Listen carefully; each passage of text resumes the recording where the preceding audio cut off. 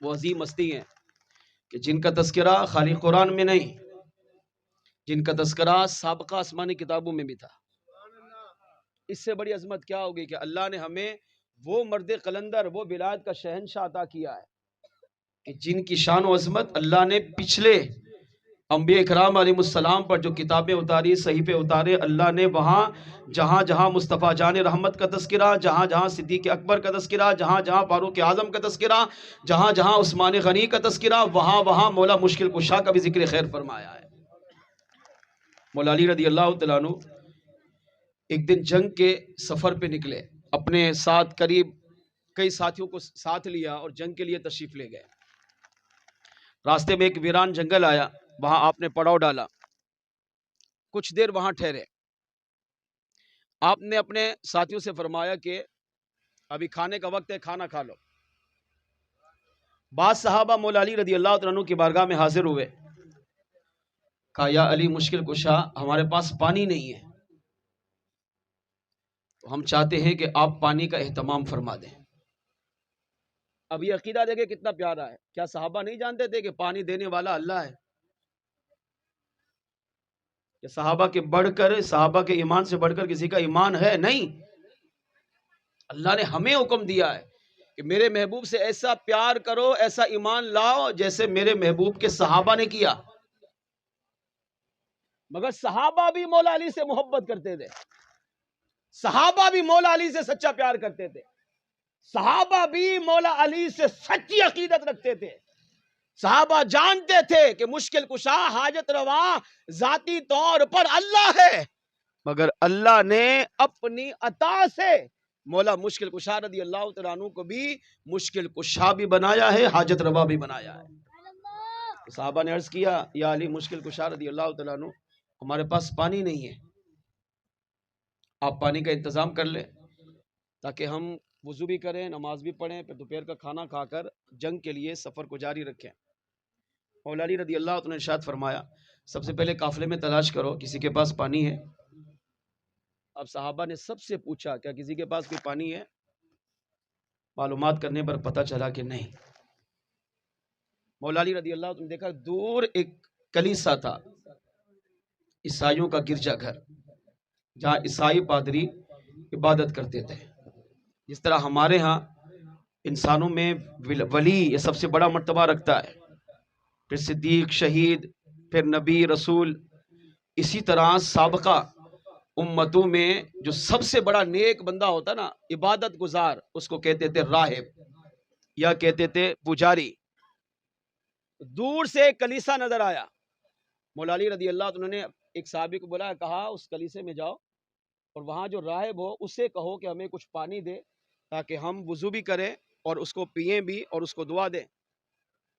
صحابی وہاں چلے گئے، دروازے پہ دستک دی، راہب باہر نکلا، کہا کہاں سے آئے؟ کہا مکے سے۔ کہاں جا رہے ہو؟ کہا ایک جہاد میں جا رہے ہیں۔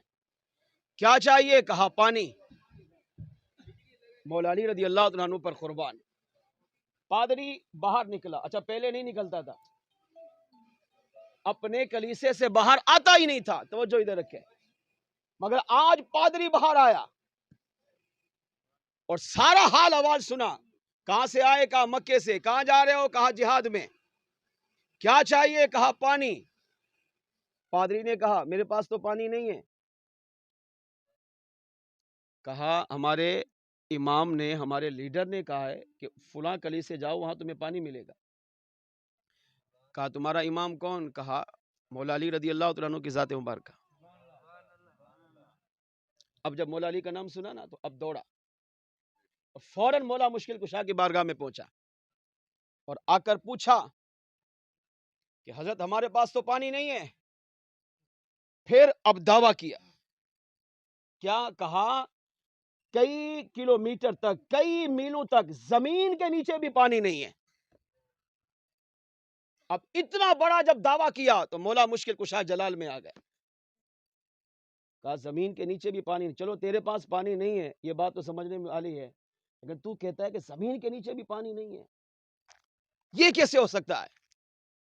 اس نے کہا میرا علم، میرے مجاہدے، میری ریاضتیں، میری عبادتیں کہتی ہیں کہ ہزاروں کلومیٹر تک دور دور تک پانی کا نام و نشان نہیں ہے، مگر قربان مولا علی مشکل کشا آپ کی ذات پر، آپ نے فرمایا تو کہتا ہے زمین کے نیچے پانی نہیں، اب دیکھ آپ نے ایک قریب میں پتھر پڑا تھا اسے اٹھایا اور آپ نے اس راہب کو مخاطب کر کے کہا تو کہتا ہے زمین کے نیچے بھی پانی نہیں، سن میں پتھر اٹھا کر پھینکتا ہوں، جہاں پتھر گرے گا اللہ وہیں سے پانی کے چشمے کو جاری فرما دے گا۔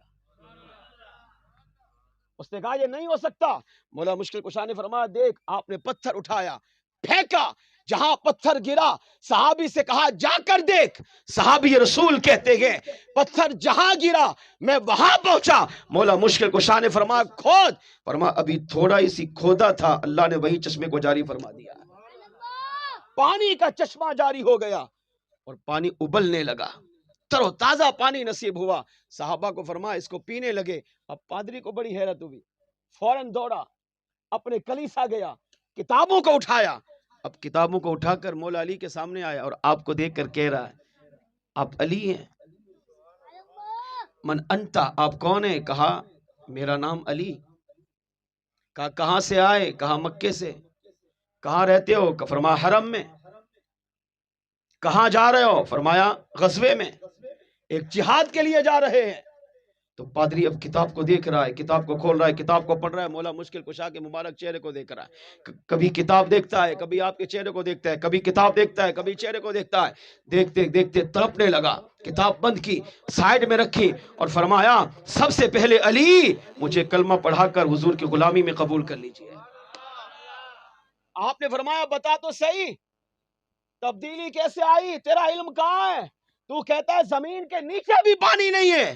اس نے کہا میری کتابیں، میرا علم، میری عبادت، میری ریاستیں یہ کہتی ہے کہ زمین کے نیچے بھی ہزاروں کلومیٹر تک پانی نہیں ہے، مگر ہماری کتابوں میں لکھا ہے کہ ایک شخص آئے گا جو حضور کی امت میں ہوگا، حضور کا سچا غلام ہوگا، یہاں پر آ کر اس پتھر کو اٹھا کر جہاں پھینکے گا اللہ وہاں پانی کا چشمہ جاری کر دے گا۔ کہا وہ آنے والی شخصیات کتابوں میں لکھا ہے کہ دو ہو سکتی ہے، یا تو آنے والا خود نبی ہو سکتا ہے، اگر نبی نہ ہوا تو وہ آنے والی ہستی خود علی مشکل کشا ہو سکتی ہے۔